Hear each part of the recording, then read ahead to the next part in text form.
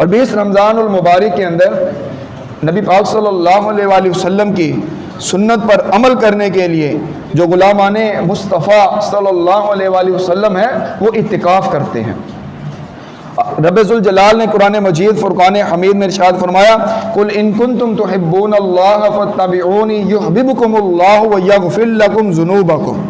آپ صلی اللہ علیہ وسلم سے فرمایا گیا، آپ صلی اللہ علیہ وسلم فرمائے قل ان کنتم تحبون اللہ، لوگو اگر تم اللہ سے محبت کرتے ہو فاتبعونی یحببکم اللہ ویغفر لکم ذنوبکم، تم میری اتباع کرو، اللہ عز و جل تم سے محبت کرے گا اور تمہارے گناہوں کو معاف فرما دے گا، تمہارے گناہ بخش دیے جائیں گے۔ شرط یہ ہے کہ ہم پہلے نبی پاک صلی اللہ علیہ وسلم سے محبت کریں۔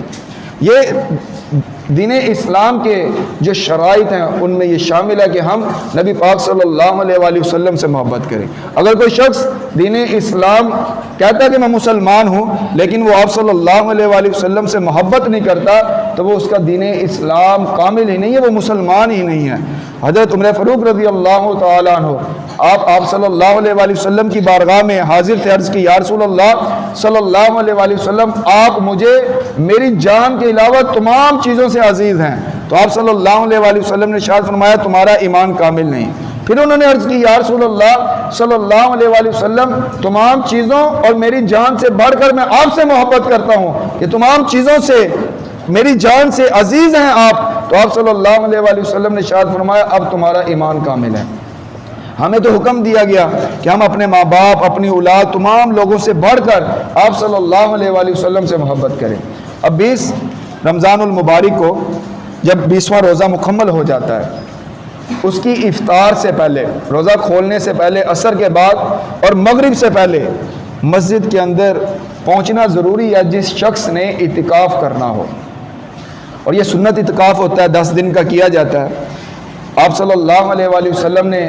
جیسے ہی رمضان آتا آپ صلی اللہ علیہ وسلم نے 1 ماہ کا بھی اعتکاف کیا، 20 دن کا بھی کیا، اور آپ صلی اللہ علیہ وسلم نے 10 دن کا بھی اعتکاف فرمایا، اور یہ 10 دن کا اعتکاف کرنا یہ سنت ہے۔ جو شخص اعتکاف کرتا ہے رب ذوالجلال اس کو 2 حج اور 2 عمروں کا ثواب عطا فرمائے۔ اعتکاف کے لیے تو بیٹھ جاتے ہیں، اعتکاف کے اندر ہم نے اعمال کون سے کرنے ہیں، کون سے ہم نے عمل کرنے ہیں؟ ہم رب ذوالجلال کی رضا کے لیے ہم بیٹھے ہیں، نبی پاک صلی اللہ علیہ وسلم کی سنت کو ادا کرنے کے لیے بیٹھے ہیں، تو ہم نے اعمال کون سے کرنے ہیں، ہم نے کس طریقے کو اپنانا ہے، اس کے لیے بھی ضروری ہے ہم اس کی طرف بھی توجہ کریں۔ علماء کرام فرماتے ہیں اپنی زندگی کے اندر کم از کم 1 مرتبہ تو ضرور اعتکاف کر لینا چاہیے، اور جب وقت ملے، اگر ہر سال وقت ملے تو ہر سال اعتکاف کریں، لیکن کم از کم زندگی کے اندر 1 مرتبہ ضرور سنت اعتکاف کریں۔ یہ جو 10 دن کا اعتکاف ہے اس کو زندگی کے اندر لازمی کریں، اور وقت کا کوئی پتہ نہیں، آج ہمیں رمضان ملا ہے، اگلا رمضان ہمیں ملے یا نہ ملے۔ ہمارے پیارے پچھلے رمضان ہمارے ساتھ تھے، لیکن اس رمضان وہ ہمارے ساتھ نہیں ہے، بلکہ اس دنیا فانی سے رخصت ہو گئے۔ ہمارے بھی سانس کا کوئی بھروسہ نہیں ہے، اگر رب ذوالجلال نے آپ کو وقت عطا کیا ہے تو ضرور اعتکاف کریں، اور اللہ کی رضا کے لیے کریں، نہ کہ لوگوں کو دکھلاوے کے لیے۔ اب اس میں عمل کون سے کرنے ہیں؟ نمبر 1 قرآن مجید فرقان حمید کی کثرت سے تلاوت کرنی ہے۔ اعتکاف میں بیٹھ گئے، اب اعتکاف کے اندر قرآن مجید فرقان حمید کو کثرت کے ساتھ پڑھنا ہے۔ اب کثرت کے ساتھ پڑھنے سے مراد یہ نہیں ہے کہ ہم اس کے تلفظ کا وہ لحاظ ہی نہ رکھیں، جیسے مجھے آتا ہے میں پڑھنا شروع کر دوں۔ آپ کے پاس ایک ٹائم، ایک موقع ملا، آپ کے پاس ایک یونیک پوائنٹ ہے، آپ نے 10 دن رب ذوالجلال کی بارگاہ میں گزارنے ہیں، کیوں نہ اس 10 دنوں کے اندر اپنے قرآن مجید فرقان حمید کے تلفظ کو درست کر لیا جائے۔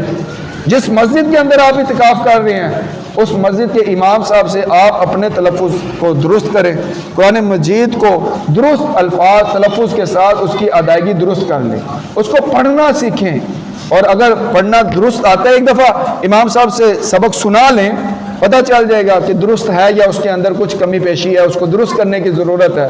اور اگر درست ہے تو پھر کثرت سے قرآن مجید فرقان حمید کی تلاوت کریں۔ نمبر 2 محاسبہ کریں، اللہ عز و جل نے ہمیں کون کون سی نعمت دی، میں کون کون سے اعمال کر رہا ہوں، میں نے اس اعتکاف میں بیٹھا ہوں، میں کون سے عمل کرتا تھا، میں نے کون سے اعمال کو چھوڑنا ہے، میں کون سے اعمال کی وجہ سے رب ذوالجلال کو ناراض کر بیٹھا ہوں، اور کن اعمال کی وجہ سے میں رب ذوالجلال کو راضی کر سکتا ہوں، یہ محاسبہ کرنا ہے۔ حضرت عمر فاروق رضی اللہ تعالیٰ عنہ کا قول ہے، اپنا محاسبہ کرو، یا اپنے نفس کا محاسبہ کرو، یہ وقت نہ آ جائے کہ تمہارا محاسبہ کیا جائے۔ یعنی اپنی زندگی کے اندر رہتے ہوئے ہی اپنے نفس کا محاسبہ کیا جائے کہ میں جو اعمال کر رہا ہوں یہ شریعت کے احکام کے مطابق ہے، یہ شریعت کے احکام کے مخالف ہیں۔ نمبر 2 محاسبہ کرنا۔ نمبر 1 کثرت سے قرآن مجید فرقان حمید کی تلاوت کرنی ہے، اور نمبر 2 محاسبہ کرنا ہے، اور نمبر 3 مراقبہ کرنا ہے۔ مراقبہ یعنی تنہائی میں بیٹھ کر، یہ تو انسان کو ہر روز بھی کرنا چاہیے، محاسبہ اور مراقبہ ڈیلی کرنا چاہیے، کچھ نہ کچھ وقت نکال لیا جائے اپنے لیے، میں اپنے لیے کچھ نہ کچھ وقت نکال لوں، محاسبہ کروں اپنے نفس کا کہ آج کے دن میں نے کیا کیا نیک عمل کیا، کیا کیا میں نے شریعت کے احکام کے مطابق عمل کر سکا، اور کون سے احکام تھے جو میں نہ کر سکا۔ اور مراقبہ کہ رب ذوالجلال نے مجھے کون کون سی نعمت دی ہے، کون کون سی نعمت پر میں رب ذوالجلال کا شکر ادا کرتا ہوں، اور کون کون سی نعمت پر میں رب ذوالجلال کا شکر ادا نہیں کر سکا۔ دیکھیں کہ رب ذوالجلال نے ہمیں کتنی نعمتیں دی ہیں، ہم ان نعمتوں کو گننا چاہیں تو ہم ان نعمتوں کو شمار میں نہیں لا سکتے، گنتی میں نہیں لا سکتے کہ رب ذوالجلال نے ہمیں کتنی نعمتوں سے نوازا ہے، لیکن پھر بھی انسان ناشکرا ہے۔ اگر انسان کے سامنے اس کو سونے کا پہاڑ بھی ایک دے دیا جائے، پھر بھی اس کے دل کے اندر یہ لالچ، یہ حسد ہوتی ہے کہ دوسرا پہاڑ بھی سونے کا مجھے مل جائے۔ اللہ عز و جل نے کتنی ہمیں نعمتوں سے نوازا ہے، تو جب انسان نعمت پر شکر ادا کرتا ہے تو رب ذوالجلال اس نعمت کے اندر اضافہ فرما دیتا ہے، اور اگر نعمت کا شکر ادا نہیں کیا جاتا تو اس نعمت کو یا تو کم کر لیا جاتا ہے، تو یا پھر اس نعمت کو اس سے چھین لیا جاتا ہے۔ اور اپنے نمبر 4 جو اپنے روابط ہیں، دنیاوی روابط ہیں، دنیا دار سے جو ہمارا تعلق ہے، ہم اللہ کی رضا کے لیے 10 دن اعتکاف میں بیٹھے ہیں، دنیا سے لا تعلقی کر دیں، توڑ دیں اپنے تعلقات کو۔ لوگ مسجد کے اندر بھی بیٹھ کر آ رہے ہیں، جا رہے ہیں، ان سے وہ معاملات کر رہے ہیں، دنیاوی فون پر گفتگو کر رہے ہیں، کر سکتے ہیں، لیکن جو مقصد تھا اعتکاف میں بیٹھنے کا وہ رب ذوالجلال کو راضی کرنا تھا، نہ کہ لوگوں کو بتلانا کہ میں تو اعتکاف میں بیٹھا ہوں لیکن میری دنیاوی تمام معاملات چل رہے ہیں۔ بیٹھا مسجد کے اندر ہے لیکن پوری دنیا کے اندر جو اس کے تعلقات تھے وہ ختم نہ ہو سکے۔ یہ کام کریں کہ اعتکاف میں بیٹھے تو اپنا موبائل اپنے ساتھ نہ رکھیں۔ اور نمبر 5 کثرت کے ساتھ نوافل کی ادائیگی کریں، رب ذوالجلال کو راضی کرنے کی کوشش کریں، توبہ کریں، استغفار کریں، دعائیں کریں۔ اور جب انسان اللہ کی رضا کے لیے ذوق کے ساتھ، شوق کے ساتھ عبادت کرتا ہے، دعا کرتا ہے، علماء کرام فرماتے ہیں ایک ایسا وقت آتا ہے کہ انسان کے دل کے اندر یہ ایک ایسی تمنا، ایک آرزو پیدا ہو جاتی ہے، ایک ایسی خوشی اسے حاصل ہو جاتی ہے کہ اسے یہ محسوس ہوتا ہے کہ میں نے اللہ عز و جل کی عبادت کی ہے، اب عبادت کا رب ذوالجلال نے مجھے یہ انعام و اکرام دیا ہے کہ میں جب بھی جو بھی دعا کرتا ہوں تو اللہ عز و جل میری وہ دعا قبول فرما لیتا ہے۔ یہ ایک وقت آتا ہے، وہ اس ذوق اور شوق کے ساتھ جب عبادت کی جاتی ہے اس کے بعد یہ وقت ملتا ہے کہ انسان جب رب ذوالجلال کی بارگاہ کے اندر ہاتھ اٹھاتا ہے تو رب ذوالجلال اس کی دعا کو فوراً قبول فرما لیتا ہے۔ تو اللہ عز و جل سے دعا ہے ہمیں نبی پاک صلی اللہ علیہ وآلہ وسلم کی سنت کو اپنانے، اسے زندہ کرنے کی